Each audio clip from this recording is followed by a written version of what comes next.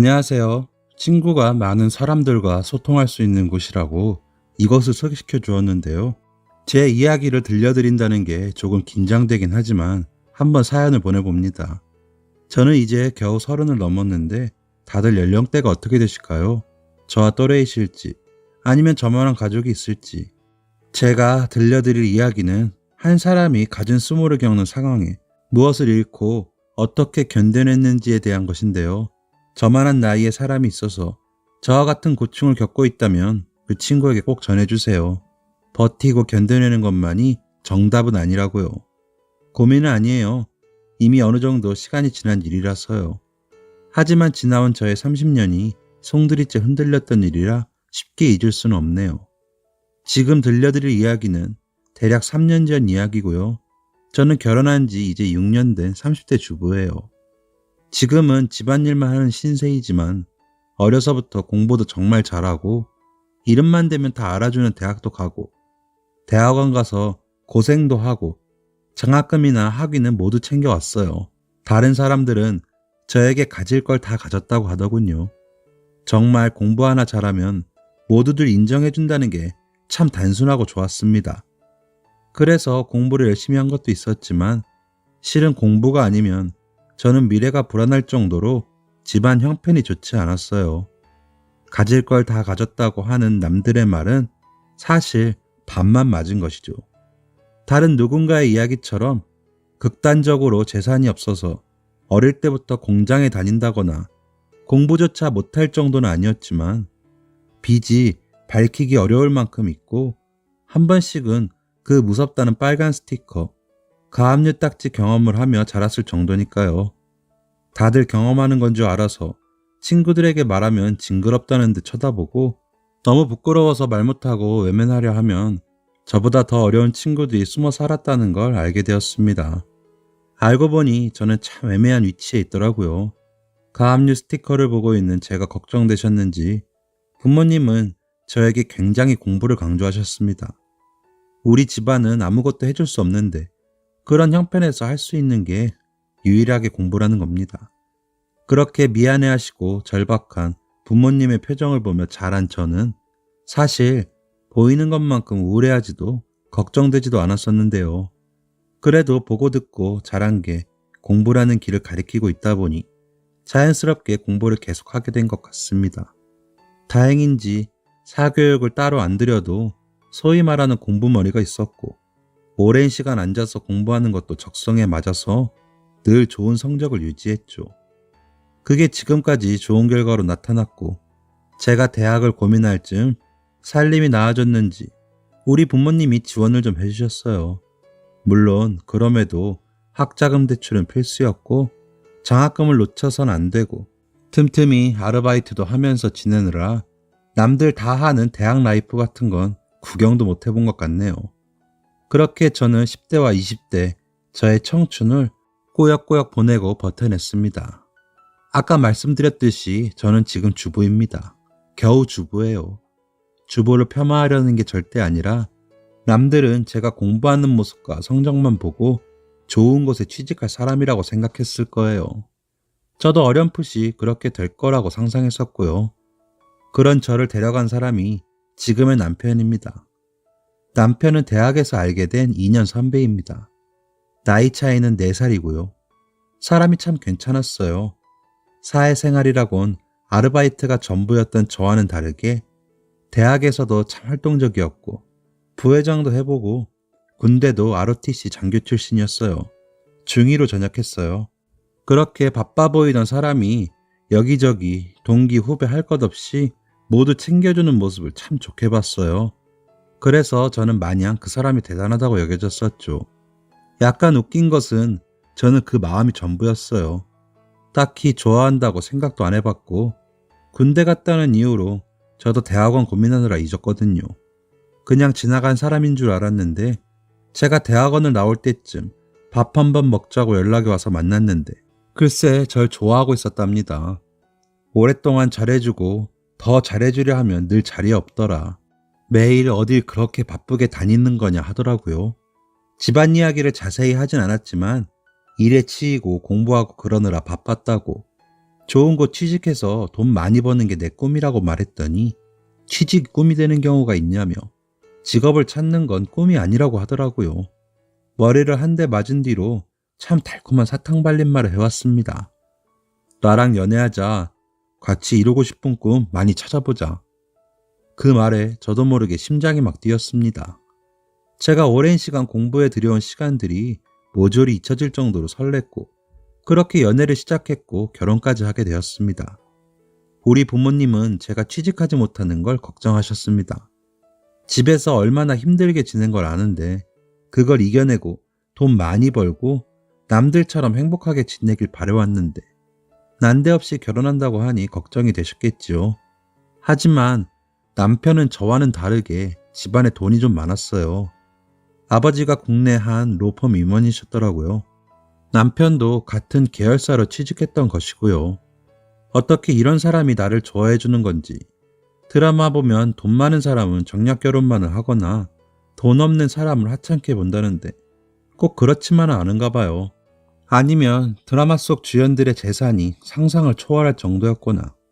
어쨌든 그런 사람이 날 좋아해주고 결혼하자고 하고 그쪽 집안에서조차 반대하는 분위기는 없다고 하니 부모님도 결국 고개를 끄덕이시게 되었습니다. 그렇게 우린 결혼하게 되었습니다.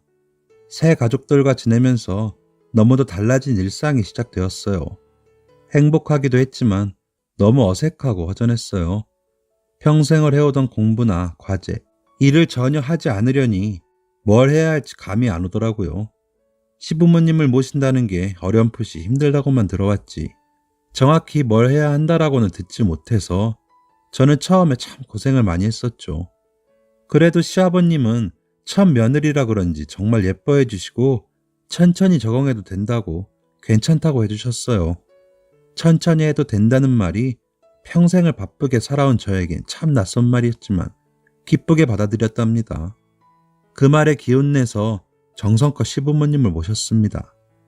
마음을 조금 다르게 먹으니 수월하더라고요. 다른 가족의 집안일이 온전히 나의 것이 되었다는 건 예전에 바쁘게 일하던 것과는 다를 게 없으니 할 수 있다고. 남편의 집안이 잘 나간다면 저도 열심히 그 분야를 보조할 수 있도록 새로운 공부를 하는 것뿐이라고요. 지금 생각해도 이런 마음가짐은 참 대견스럽더라고요. 결혼한 지 2년 좀 지날 때쯤 시집살이가 많이 적응되었다고 느껴질 때쯤에 2명의 새 가족이 생겼습니다. 제 뱃속에 아이가 생겼다는 것과 남편의 동생이 결혼을 하여 동서가 생겼다는 것입니다. 다만 좀 의아했던 것은 동서는 신혼집에서 살게 되었다는 것이었습니다. 그 신혼집을 시부모님께서 당연하다는 듯 해주셨고요. 지금 와서 생각해보면 저는 우리 집에서 해줄 수 있는 게 없다 보니 신혼집을 요구하기 민망해서 하지 않았었죠.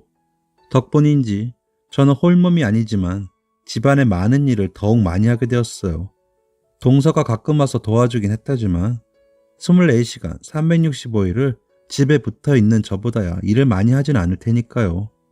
그렇게 집안일의 도사가 되어가고 뱃속의 아이도 무거워지면서 느낄 무렵이었어요. 시댁은 꼭 김치를 직접 담가 먹는 집안이었는데요. 김치를 많이 먹는 집이라 내 식구가 150포기씩 담궜다고 했어요. 근데 올해는 식구가 들어 250포기를 하시겠다고 배달되어진 배추향을 봤는데 어마어마하더라고요. 무거운 몸으로 욕조와 고무대야의 배추들을 절이고 다음날 동서가 집으로 와 김장을 하기로 한 날에 좀 늦더라고요. 시어머니와 전 마냥 기다릴 수가 없어 먼저 일을 시작했어요. 새벽부터 쪼그려 앉아서 2시간 물을 채치고 고춧가루와 양념을 버무려 속을 만들어 놓으니 그제서야 동서가 도착했습니다. 양손에는 무슨 짐이 그렇게 많은가 싶었는데 죄다 시부모님 선물이더라고요. 저는 딱 보고 알았습니다. 이거 사느라 늦었구나 했어요. 너무 진이 빠지고 힘들었던 터라 동서에게 한마디 하고 싶어 미간을 찌푸리던 저에게 시어머님이 쉬었다 하자며 커피 좀 빨리 내려오라고 말씀하셔서 말할 타이밍을 놓쳐버렸습니다. 커피를 타면서도 들리는 그 둘의 웃음소리에 할 말은 못하고 지나가겠구나 싶었습니다. 앉아서 커피 한 잔을 마시며 다리를 주무르며 벌려진 김장판을 보니 한숨이 나왔습니다. 그래도 어쨌든 반은 했고 이제 동서도 왔으니까 금방 끝나겠지 하는 생각에 빨리 끝내고 쉬고 싶은 마음이 굴뚝 같았어요. 커피를 다 마시고 동서에게 고무장갑을 내밀었어요. 동서는 장갑을 끼려다가 말고 시어머니께 쪼르르 달려가서는 시어머니 어깨를 주무르기 시작했습니다. 지금 할 일이 태산 같은데 시어머니 비위를 맞추고 있다니요. 게다가 전 홀몸도 아닌데 말이죠. 몇 번 동서를 쳐다보며 눈빛으로 빨리 일하라고 눈치를 줘도 그저 동서는 시어머니의 기분 맞추기 놀이나 하고 있더군요. 시어머니는 그런 동서가 예쁘다고 하하호호 하시고 그날 김장하는 분위기는 참 화기애애했어요. 물론 저만 빼고요.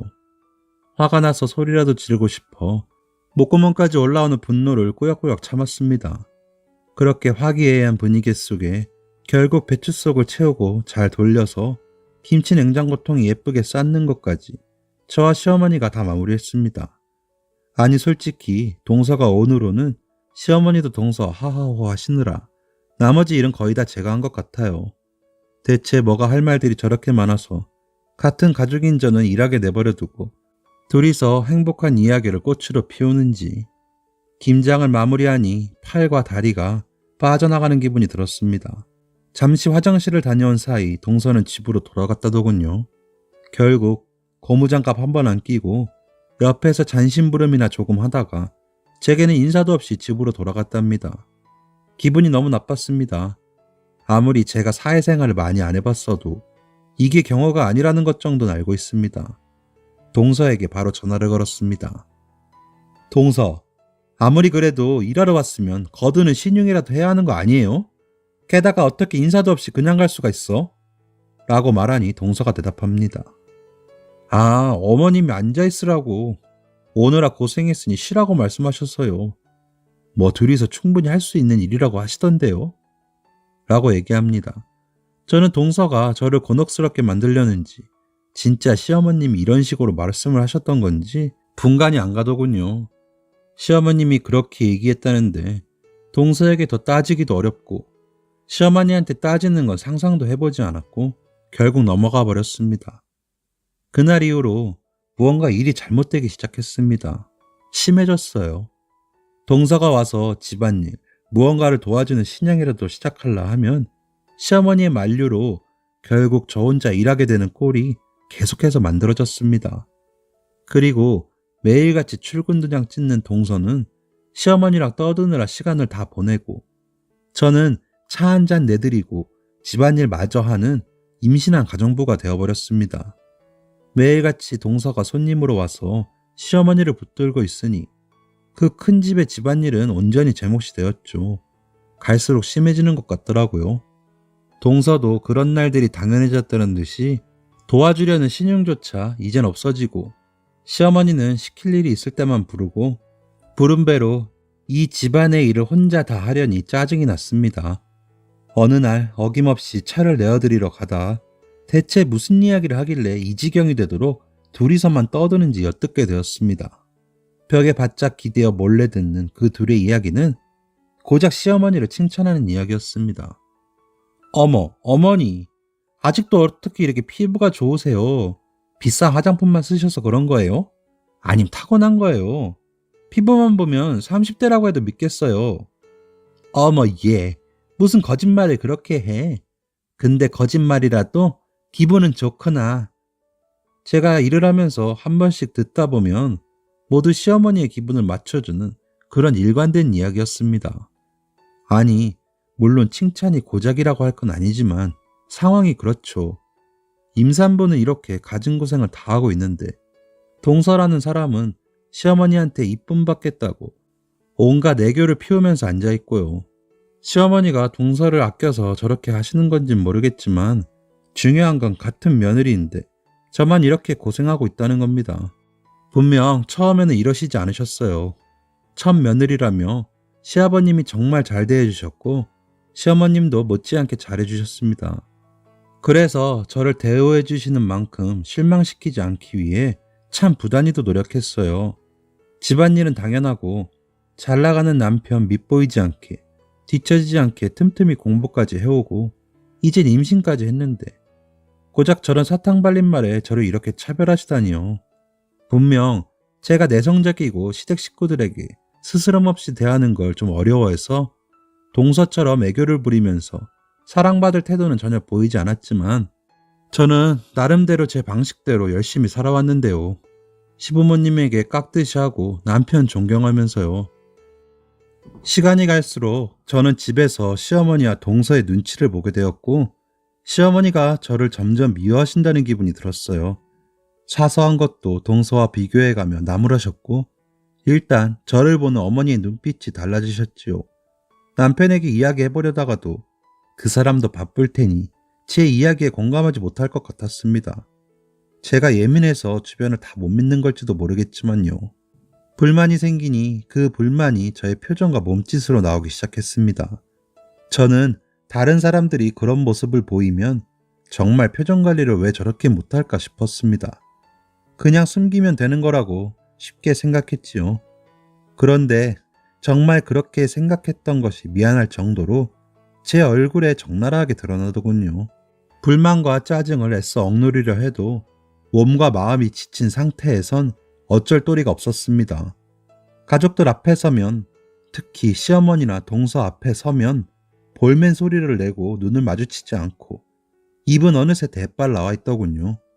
저도 깜짝깜짝 놀랄 정도로 화가 난 표정으로 그들을 대하고 있었어요. 그런 표정과 마음으로 사람을 대하려니 뭐가 잘 될 수가 있나요? 집안일은 엉망진창 전혀 되질 않고 두 사람을 대하는 목소리는 음산하기 짝이 없었습니다. 그 두 사람도 바보가 아닌 이상 제가 기분 나쁘게 대하고 있다는 것을 느끼고 있었겠죠. 처음엔 얘가 왜 이러나 싶었을 겁니다. 자기들이 뭘 잘못했나 싶다가도 동서와 시어머님에겐 서로가 있어서 제가 안중에도 없으니 제 기분을 풀어주거나 이해하려는 마음이 없었겠지요. 그래서 저 혼자 기분만 나빠지고 그런 저를 보는 두 사람도 기분이 나빠지고 누구 하나 중재하려는 사람 없이 스트레스만 점점 쌓여가는 악순환에 빠져버렸습니다. 그러면서 저와 저 두 사람 간에는 사소한 다툼이 생기기 시작했습니다. 일 좀 같이 도와주면 안 되냐 하면 지금껏 잘해와놓고 왜 이러냐는 식이었습니다. 제가 애써 참아온 날들이 그들에겐 잘해온 수준으로 보였다는 게 너무 억울했고 그걸 그들에게 옳게 얘기조차 못하고 있다는 게 너무 슬펐습니다. 이젠 정말 못 참겠다 싶었습니다.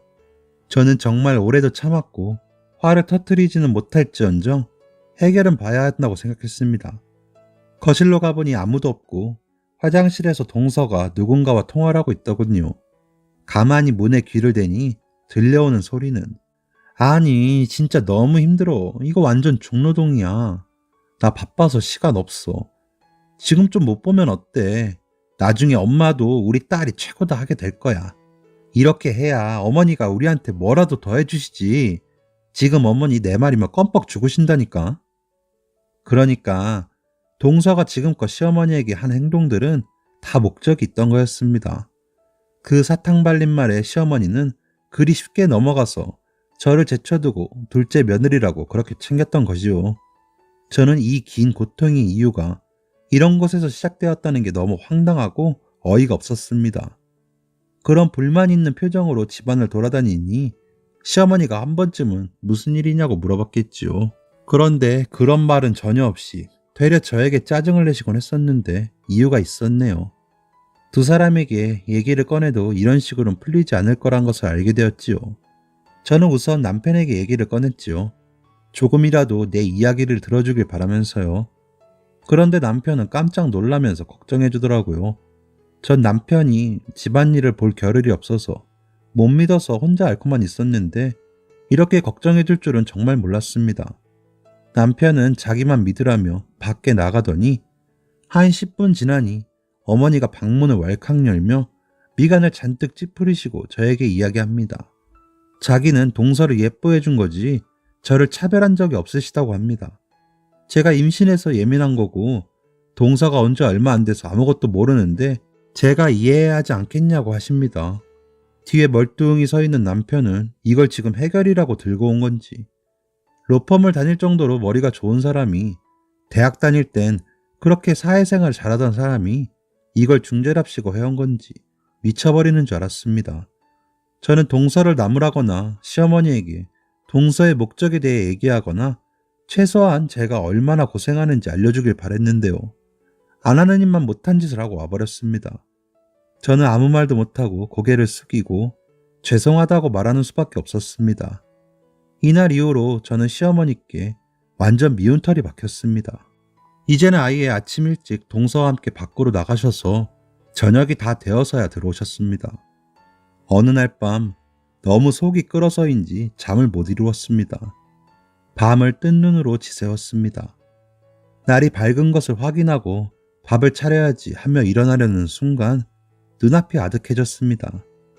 눈 떴을 때 저는 제가 잠에서 깨어난 줄 알았었는데 주변이 시끄럽고 정신이 몽롱합니다. 많은 사람들의 목소리가 들리는데 가족 목소리는 아닌 것 같았어요. 너무 오랜만에 듣는 목소리가 있었어요. 친정 엄마. 우리 엄마 목소리가 들렸어요. 깜짝 놀라서 눈을 떠보니 하얀 천장과 가운을 입은 의사와 간호사들, 다급한 외침들이 정신 차리게 하더라고요. 엄마가 괜찮냐고 수도 없이 물어보더니 제가 쓰러져 썼다고 병원에서 연락이 왔는데 그쪽 가족들은 제가 이 지경이 될 때까지 뭐하고 있었냐고 원망 섞인 목소리를 냈습니다. 그러게요. 그들은 뭘 하고 있었을까요? 전 기억이 없어 잘 모르겠지만 그날 남편은 일찍 출근했었고 시아버님은 늘 바쁘시고 시어머니가 아침밥을 할 때가 지났는데 제가 나오지 않자 방에 들어와서 저를 확인하시고는 119를 불러 병원에 왔던 것이었어요. 이야기를 듣고 있던 중에 배가 아파왔습니다. 그리고 낯선 기분이 들었습니다. 제 몸이 늘 느끼던 그 기분이 아니었어요. 무슨 일인지 엄마를 쳐다보고 있으니 엄마가 엄청 울기만 하셨어요. 그때 알았습니다. 반년 가까이 나와 함께 숨을 쉬던 힘든 날들을 기쁜 마음으로 버티게 해준 근간이 되었던 제 아이가 없었습니다. 이게 대체 무슨 일이냐 물으니 의사에게 답을 들었던 엄마가 계속 울면서 말합니다. 유산되었다고. 저는 울 힘도 없는 건지 머리가 멍해져 버린 건지 엄마가 대신 울어주어서인지 눈물조차 나지 않았습니다. 그냥 눈을 감고 지나간 날들을 돌아봤습니다. 내가 왜 이렇게 되었는지. 저는 오랜 시간 엄마에게 제 얘기를 꺼내다가 지쳐 잠이 들었습니다. 남편은 제가 잠들었을 때 헐레벌떡 왔다가 잠들어 있는 저를 보고 엉엉 울다가 엄마랑 좀 얘기하고는 회사로 돌아갔다더군요. 동서는 바쁘다는 이유로 오지도 않았습니다. 제가 이쪽 집안에서 이 정도밖에 되지 않았다는 걸 알게 되었죠. 다음 날쯤에는 허전한 제품에 눈물이 났고 그 다음 날쯤에는 원망할 대상이 떠올라 화가 났습니다. 며칠 후 태어나고 마주한 시댁가족들, 시어머니와 동서, 딱 제가 미워하던 두 사람만 있네요. 저는 그들을 만나면 무슨 말을 어떻게 해야 할지 참 많이도 고민했습니다. 이번에도 또 말 못하면 어떡하지? 내 편 없이 무슨 말을 해야 하지 싶었습니다. 제가 먼저 입을 열었습니다. 안녕하셨어요? 라고 운을 떼었습니다. 전 안녕하지 못했지만 많은 말을 하고 싶었습니다. 그런데 시어머니는 눈에 힘 좀 빼라. 그러니까 애를 잡았지. 라고 하더라고요. 제가 지금 무슨 말을 들은 거지? 머릿속에 준비했던 수천 가지 말들이 모두 얼어버렸습니다. 말문이 막힌다는 게 이런 건지 처음 알았습니다. 어머니, 애를 어쨌다고요? 라고 되묻자 시어머니는 둘째 좀 챙겨라. 너 아프다고. 애 혼자 일하느라 얼굴이 반쪽이 됐다. 하며 방에 들어가는 시어머니를 보고 벌겋게 상기된 얼굴에 동서가 말합니다. 형님, 어머니가 몸이 안 좋으셔서 그랬을 거예요. 형님은 괜찮으세요? 형님 없어서 저도 고생 많이 했어요. 지금 누가 누구에게 몸 타령을 하는 거야. 나 지금 태어난 사람이야, 동서. 라고 말하니 동서도 할 말이 없었는지 우물쭈물대고 있더군요. 머리가 아파오기 시작합니다. 결국 제가 하려던 말 단 한마디도 제대로 뱉지 못했네요. 상황이 너무 황당해서 멀뚱히 서 있으니 도련님이 들어오더군요. 조금 어색한 집안 공기에 당황한 듯 헛기침을 내시다가 같이 얘기 좀 하자고 하시더군요. 저와 동서를 두고 도련님은 얘기를 꺼냅니다. 몸은 괜찮냐며 아이 잃은 유감이라며 위로조차 되지 않았는데 금세 본론을 꺼냅니다. 자기 어머니가 많이 안 좋으시다고. 아까 동서가 말한 얘기가 그냥 꺼낸 말은 아니었나 봅니다. 제가 입원해 있는 동안 시어머니도 병원에서 진료를 받았는데 퇴행성 고관절이 심해서 거동이 불편하시어 수시로 관리를 받아야 한다고 합니다. 그런데도 그 와중에 동서는 일을 하다 말고 시어머니께 쪼르르 달려가 일이 너무 힘들다는 타령이나 하고 그랬다는데 동서 표정은 어찌나 당당한지 뭐가 문제인지 모르는 얼굴이더군요. 그래서 시어머니가 그렇게 저를 찾으셨구나. 저 일시키려고. 제가 없고 본인이 못한다면 동서를 시킬 일이지. 동서가 그동안 예쁜 짓 참 많이 했다고 그렇게 아끼셨구나. 동서가 무슨 생각을 하고 사는지도 모르시는구나 싶었습니다. 저는 더는 못 참겠어서 가족들 앞에서 며느리 파업을 선언했습니다. 저는 늘 고작 집안일이나 해왔고 동서가 어머니 극진히 모셨으니 앞으로도 어머니 병원 모시고 가고 다 해. 동서가 친엄마처럼 잘하잖아. 이참에 시댁으로 들어와서 진짜 엄마처럼 모시는 게 어때? 하니 동서가 깜짝 놀라며 손을 좌로 우로 팔랑거리며 형님, 제가 어떻게 혼자 다 해요. 저 지금도 너무 힘들어요. 힘들었다고? 부른 배로 혼자 집안일 다 하며 있을 때도 동서 어머니랑 커피나 마시고 쇼핑이나 다녔잖아.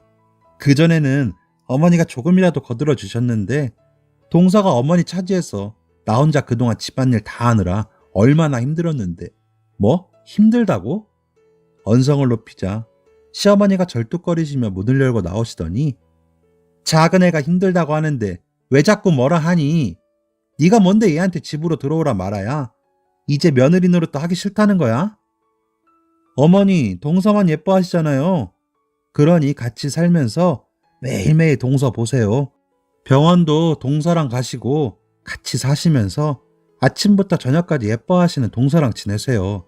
저는 며느리 노릇, 아니 가정부 노릇 그만하고 싶어요. 하는 순간 번쩍하더니 어머니의 손바닥이 제 뺨을 치고 지나갑니다. 무슨 말버릇이야? 아무것도 없는 게 집에 우리 아들한테 꼬리친 거 모를 줄 알아? 그래도 예뻐해줬더니 제 본성 찾아가는구나. 작은 애 말이 틀린 게 하나도 없었네. 그 말을 들으니 모든 게 이해가 됐습니다. 저와 시어머니 사이를 살살 갈라놓은 건 집안의 재산을 보고 들어온 동서였고 정작 동서는 시어머니와 저 사이에서 저를 재산을 보고 들어온 사람으로 만들어 놓았던 거죠. 그 결과로 저만 갖은 고생을 다하며 시어머니와 멀어졌던 거였습니다. 그래요. 그러니 그렇게 예뻐하는 동서랑 평생 사세요. 라고 말하고 나왔습니다. 나와서 바로 친정엄마와 남편에게 전화했습니다. 친정엄마는 전화를 받고 깜짝 놀라며 바로 달려오셨습니다. 빨갛게 부어있는 제 뺨을 보자마자 사부인이 그랬냐며 물으셨고 제가 맞다고 하자 엄마는 제 뺨을 어루만지면서 제가 그간 받았던 고통을 몸소 받아내신 것처럼 울며 화를 내셨습니다. 그러곤 저를 끌고 시댁으로 쳐들어가셨습니다. 시어머니와 동서한테 나오라고 소리치셨습니다. 그러고는 마침 도착한 남편을 보자마자 엄마가 남편을 이리 오라고 불렀습니다. 남편이 친정엄마에게 다가가자 엄마가 남편의 뺨을 때립니다. 모두가 눈이 휘둥그레져서 놀라고 시어머니 입에서 온갖 천박한 소리가 나오는 가운데 엄마는 남편의 뺨을 한 대 더 올려붙이셨어요. 장모님, 왜 이러셔요? 무슨 일이세요? 사부인께서 오늘 내 딸이 싸가지 없다고 뺨을 때리셨다. 자식 키우는 부모가 자식이 뺨을 맞으면 어떤 기분인지 모르시는 것 같아서 내 몸소 알려드리려고 자네 뺨을 때렸네. 이제 이해하시겠지? 하고 엄마는 시어머니를 쳐다봤습니다. 시어머니는 할 말을 잃으셨는지 눈만 둥그렇게 뜬 채 서 있더군요. 그리고 엄마는 제 손을 끌어 데리고 나와서 친정으로 가자며 짐을 싸라고 했습니다. 남편이 달려나왔습니다. 달려나온 남편 앞에서 엄마는 둘이 이혼하라며 지금이라도 저는 뭐든 할 수 있는 사람이라고 늦지 않았다고 하니 듣고 있던 남편이 제발 그러지 말아달라며 자신이 너무 무심했다고 무릎까지 꿇으면서 애원하더군요. 그래서 저는 이혼하든지 분가해서 살든지 선택하라고 했습니다. 남편은 망설임 없이 분가해서 살자며 저희는 곧 시부모님과 따로 살게 되었습니다. 남편은 가끔 시댁에 들리는 것 같았지만 그래도 시어머니가 아픈 걸 알아서 그 정도는 눈 감아주기로 했어요. 물론 제게 같이 가자는 말은 꺼내지도 않았고요. 한동안 연락조차 하지 않았습니다. 그 이후의 이야기는 남편에게서 듣게 되었습니다. 동서가 끝까지 시어머니를 못 모시겠다고 버티자 그 좋았던 둘의 사이가 갈라졌다고 합니다. 동서는 저를 방패 삼아 시어머니께 예쁨을 받던 거였는데 제가 사라졌으니 고스란히 며느리 노릇은 하지 못하겠던 거였죠. 애초에 목적이 있는 행동들이었으니 그 마음이 진심이었겠나요? 제가 하던 일들을 자기가 하게 생기니 시작도 안 해보고 파업한 거죠. 그리고 그 여파가 시아버님께도 전해졌는지 회사에서도 도련님의 입지가 작아졌다고 하더라고요. 제가 나가고 동서가 변하자 시어머니는 깨닫는 게 있으셨는지 얼마 전에 제게 미안하다며 연락이 오셨습니다. 그동안 자신이 뭐에 홀렸었더라며 제게 상처 주신 거에 대해 미안하다며 용서를 구하시더라고요. 언젠가 다시 우리가 예전처럼 돌아갈 수 있으면 좋겠다고 하시며요. 그 말을 들으니 아주 조금은 위로가 되었습니다. 하지만 아직까지는 지금처럼 시댁과 떨어져 있는 게 편합니다. 애초에 제가 처음부터 이 사단이 나기 전에 남편과 이야기를 했었다면 하는 후회가 됩니다. 제가 필요했던 것은 저의 처지를 해결해줄 마법 같은 일이 아니라 저의 이야기를 들어주고 위로해줄 사람이었을지도 모릅니다. 혼자서 끙끙 앓다가 일이 이 지경이 되었다고 생각하니 저 스스로도 변해야겠다는 생각이 들어요. 다행히 저는 지금은 만족한 삶을 살게 되긴 했지만 애초에 가장 좋은 것은 아무 사건 없이 잘 지내는 것이니까요. 그리고 제 안에 새로운 아이가 생겼답니다. 먼저 떠난 아이가 다시 돌아온 것이라고 여기고 있어요. 지금은 모든 일을 조심조심하며 아기가 건강하게 세상에 나오기만을 기다리고 있습니다. 저의 긴 이야기를 들어주셔서 감사합니다. 건강하세요. 지금까지 사연 들어주셔서 감사합니다. 사연이 재밌으셨다면 구독과 좋아요를 눌러주세요. 감사합니다. 안녕히 계세요.